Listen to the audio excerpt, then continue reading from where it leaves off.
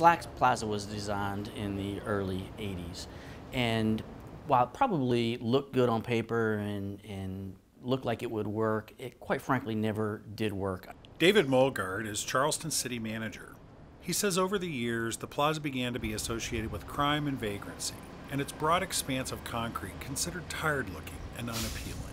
We got numerous complaints from people that they were uncomfortable in the park and that it just didn't work for them, and so people were quite frankly avoiding it. The city used grant funding to enlist Pittsburgh-based Origin 4 Design with help from WVU's School of Community Design to re-envision Slack Plaza for the 21st century.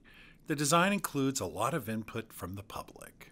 I think we as a community now understand why citizens need to be involved. I mean, it's the citizens that are going to reap the benefits or feel the pain from planning decisions. So they need to be right there at the table as we move forward.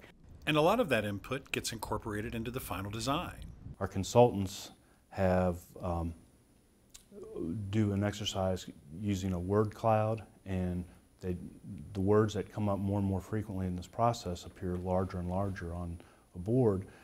And I was really encouraged and enthused that some of these concepts that are bubbling up in the public's mind are walkability, bikeability, multimodal transportation, and green space and parks. And these are things that we've been advocating for years, but now the public is starting to demand these things. The new design features things like a redesigned and relocated transit hub, more green space including trees for shade, permeable pavement to help with stormwater runoff, along with plenty of comfortable seating, efficient LED lighting, and a gathering space that includes a projection screen for movies, art, or musical performance. This reinvented Slack Plaza would then become a magnet mixed-usage development. Businesses on the street level with a residential space in the upper floors. I think if we get some of that going on in the downtown area, that's really going to take the downtown to the next level. We're already starting to see the downtown turn a corner on evenings and weekends with Taylor Books and Pies and Pints and Adelphia and Ellen's Ice Cream Store. Those businesses right there are really creating a high synergy that are drawing people to the downtown on-off hours. But if you had people living above those dwelling units or above those storefronts, you would really get a big impact of that 24-hour vitality. But finding those urban pioneers is not without its challenges. I guess we begin to see Slack Plaza redevelop. There is some new housing right above Ellen's Ice Cream at Lowenstein Building.